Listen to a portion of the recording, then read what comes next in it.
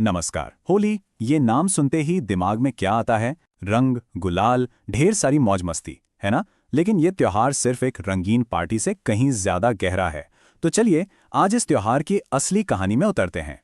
हाँ, रंग तो हम सबने देखे हैं और खेले भी हैं, पर क्या कभी सोचा है कि दुनिया के इस सबसे वाइब्रेंट फेस्टिवल के पीछे की असली कहानी क्या है? इसकी जड़ें आखिर कहाँ हैं? आइए आज इसी की पड़ताल करते हैं।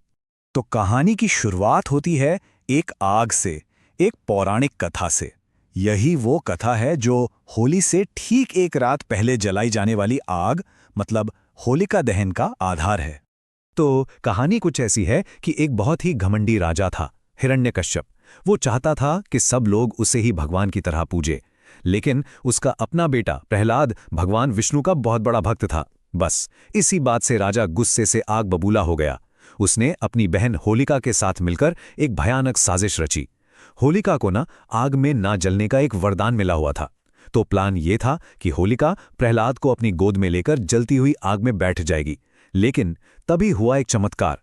भगवान की कृपा से प्रहलाद तो बिल्कुल सुरक्षित बच गया, पर होलिका उसी आग में जलकर राख हो गई। और यही कहानी है बुराई पर अच्छाई की एक शानदार जीत की।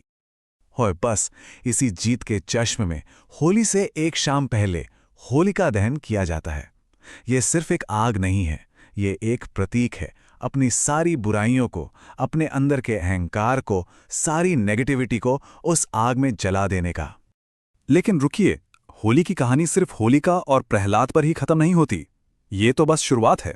अब देखते हैं कि ये एक त्योहार पूरे भारत में कितने अलग-अलग, कितने अनोखे तरीकों से मनाया जाता है।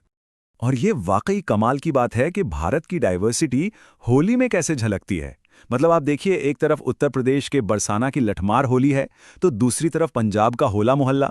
हर जगह का अपना ही एक अलग रंग, एक अलग अंदाज है। बरसाना की लठमार होली, अरे वाह, ये तो दुनिया भर में फेमस है। यहाँ महिलाएं मजाक मजाक में पुरुषों पर लाठियां बरसाती हैं और पुरुष ढाल लेकर खुद को बचाते हैं। ये पूरा नज़ारा राधा और कृष्ण की चंचल लीलाओं की याद दिलाता है। बड़ा मज़ेदार होता है ये। और वहीं दूसरी तरफ बरसाना के पास ही वृंदावन में होली का अंदाज एकदम बदल जाता है। यहाँ कोई रंग गुलाल नहीं, बल्कि फूलों की पंखुड़ियां होती हैं। इसीलिए तो इसे कहते हैं फूलों की होली। सोचिए, हवा में सिर्फ फूलों की महक और भक्ति का माहौल, कितना खूबसूरत लगता होगा। अच्छा, अब वृंदावन से सीधा चलते हैं पंजाब। यहाँ होली के ठीक अगले दिन मनाया जाता है होला मोहल्ला, और यहाँ का माहौल बिल्कुल अलग है। ये त्योहार है सिख समुदाय के शौर्य, उनकी बहादुरी और ट्रेडिशनल मार्शल आर्ट्स का एक जबरदस्त प्रदर्शन। तो ये तो हो गए जश्न मनाने के अलग अलग तरीके, लेकिन होली की असली आत्मा, उसकी जान, वो तो उसके स्वाद और उसकी सामाजिक भावना में बसती है। चलिए जरा त्योहार के इस पहलू को भी समझते हैं। अरे भाई, कोई भी इंडियन फेस्टिवल खाने के बिना पूरा हो सकता है क्या? बिल्कुल नहीं। और होली की तो बात ही कुछ और है। सोचिए, गर्मा गर्म गुजिया की मिठास, ठंडाई की वो ताजगी, और साथ में मालपुए और दही भल्ले। मुंह में पानी आ गया ना? ये स्वाद होली के एक्सपीरियंस का एक बहुत जरूरी हिस्सा है। और हाँ, खाने पीने और रंगों से भी ज्यादा जरूरी होली का असली मतलब, इसका सार है रिश्तों को फिर से जोड़ना। ये मौका है पुराने गिले शिकवे भुलाने का और खुले दिल से सबको अपनाने का, गले लगाने का। ये त्योहार हमें बराबरी और एकता का एक बहुत बहुत ही पावरफुल मैसेज देता है। तो हमने इतिहास देख लिया, तरीके देख लिए, स्वाद और आत्मा को भी समझ लिया।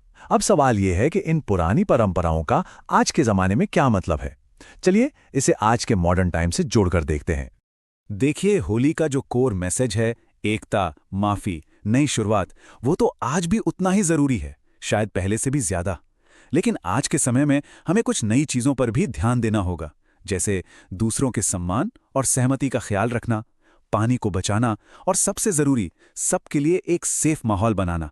और हाँ, केमिकल वाले रंगों की जगह नेचुरल, इको फ्रेंडली रंगों का इस्तेमाल करना तो अब बहुत जरूरी हो गया है। तो आखिर में बस एक सवाल, होलिका की आग बुराई को जलाकर राख कर देती है ना? तो जरा सोचिए, इस होली हम अपने अंदर की कौन सी एक बुराई को, कौन सी एक नेगेटिविटी को हमेशा के लिए उस आग में जला सकते हैं?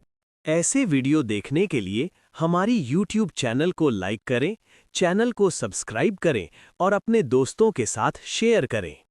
गुजरात GK